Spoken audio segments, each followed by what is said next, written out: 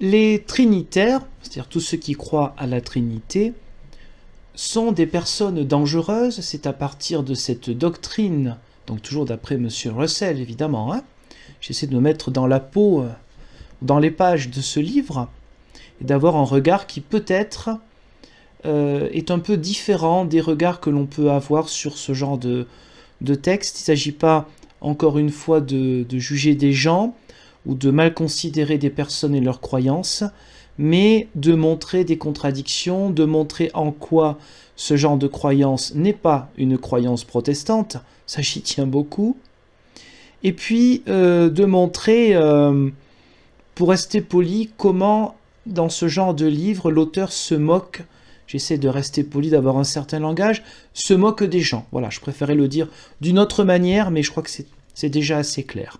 Donc les trinitaires, ces gens dangereux, ces gens qui ont semé l'obscurité, les ténèbres, je cite, je reprends les mêmes mots que l'auteur de ce livre, eh bien ces trinitaires, quand ça l'arrange à notre auteur, eh bien il les utilise quand même. Hein. 3 exemples simples. Page 292. En l'an 90 de notre ère, où, selon les érudits, fut écrite la première épître de Jean, le christianisme avait déjà acquis une importance marquée dans le monde. Nous avons là un exemple, parmi d'autres, que lorsque les trinitaires sont utiles à l'argumentation de M. Russell, là, il n'y a pas de problème. Ce ne sont pas des gens enténébrés, des gens stupides et des gens dangereux. Car lorsqu'il parle des érudits, qu'il utilise pour expliquer qu'en l'an 90 de notre ère, la première épître de Jean fut écrite, etc. Ça, c'était le savoir effectivement de l'époque. N'oublions pas que ce livre est écrit en 1899, retouché à peine, dit-il, on va le croire, il est réédité là en 1916. À cette époque-là, c'est effectivement ce que disent les théologiens. Évidemment, le mot théologien, il ne faut pas l'utiliser, hein, parce que c'est un mot diabolique. Hein. À chaque fois que le mot théologien est utilisé dans ce livre, c'est une horreur. Alors parfois, il parle de théorie, qui est une manière de rabaisser les autres. Parce que quand on fait la théologie, on ne fait pas des théories, c'est un travail sérieux, jamais infaillible évidemment, mais un travail sérieux. Donc il a quand même besoin des érudits qui sont quoi ? Ben, qui sont trinitaires. Parce que les livres de théologie, les outils, comme je dis souvent dans mes vidéos, c'est-à-dire les concordances, une partie aussi des dictionnaires grecs du Nouveau Testament, ou hébreux de l'Ancien Testament, ou des manuscrits d'autres langues encore, ils sont édités par quelle maison d'édition ? Soit des grandes maisons d'édition, notamment protestantes allemandes, ou bien sûr aux États-Unis d'Amérique ou en Angleterre dans la langue anglaise, et autres, notamment en Suisse pour le côté francophone, bon, en France un petit peu aussi, mais dans tous les cas, les érudits dont il se sert pour dire des choses qui sont vraies parfois aussi, hein, bien sûr, sur un état de fait, sur à quelle époque la Bible a été écrite, etc. Ces érudits-là, ils sont trinitaires. Donc cela arrange bien quand même d'utiliser les textes des trinitaires à ce cher monsieur lorsque cela valide sa propre théorie. Un deuxième exemple à la page 175, toujours de notre livre, La réconciliation entre Dieu et l'homme, guide pour ceux qui étudient la Bible.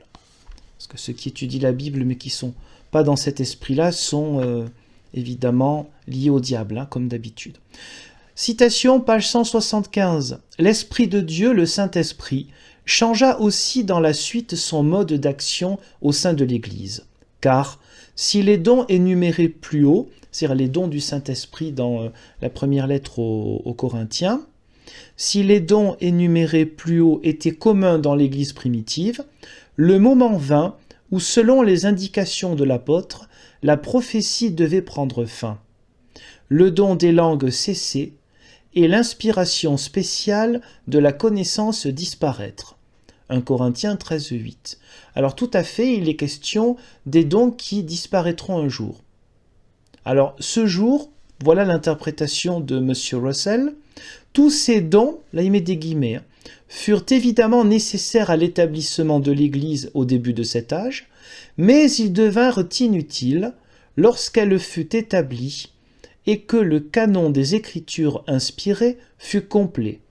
Ces Écritures étant suffisantes, ainsi que le déclare l'apôtre, pour que l'homme de Dieu soit accompli et propre à toute œuvre. Donc, citation de 2 Timothée 3,17 qui a strictement rien à voir avec la fin des dons, mais ça, si on rentre dans un travail à chaque fois de contextualisation, ce serait à peu près 1 ou 2 heures par page. Et encore, je suis gentil, pour montrer que la plupart du temps, ça n'a rien à voir. Le sujet n'a rien à voir. Même sans être grand théologien, ça peut se remarquer quand même, hein. Mais ce n'est pas mon sujet, ce serait beaucoup trop long.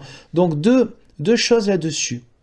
D'abord, que les dons s'arrêtent quand la Bible, le canon des Écritures est fixé, c'est quelque chose d'assez étonnant. Mais surtout, le canon des Écritures, il a été fixé par qui? Il a été fixé par ces horribles trinitaires, une fois de plus.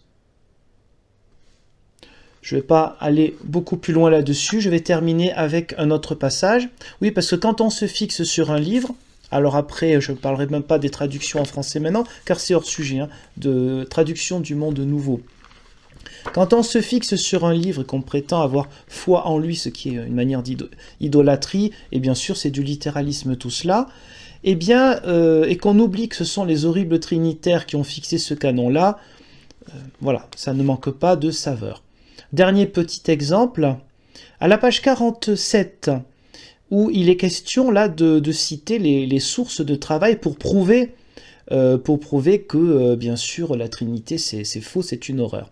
Donc là, petit exemple, alors, il cite plusieurs théologiens, enfin, il cite des phrases de plusieurs théologiens, et citation du professeur Wolsey. Le professeur T.B. Wolsey écrit « La vérité et l'honnêteté n'exigent-elles pas qu'un tel passage soit extirpé de nos Bibles ?» Il s'agissait d'un verset qui n'était pas forcément dans les premiers manuscrits. Luther l'omit dans sa traduction et il ne s'est glissé dans les Bibles allemandes que près de 50 ans après sa mort. Donc là, on met en valeur, argument d'autorité, on met en valeur quelqu'un qui est important, Luther. Quelqu'un qui est important? Luther n'est-il pas un trinitaire?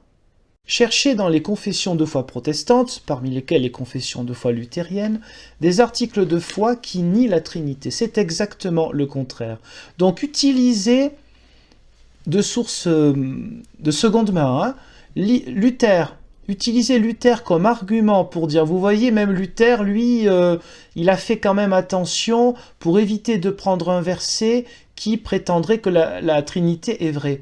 Mais même si c'est vrai, même si Luther ne traduit pas tel verset parce qu'il n'est pas fiable, parce qu'il ne serait pas dans tel manuscrit, depuis quand ça l'a empêché de professer, de proclamer la Trinité tout autant que l'Église catholique romaine et tout autant que l'horrible papauté?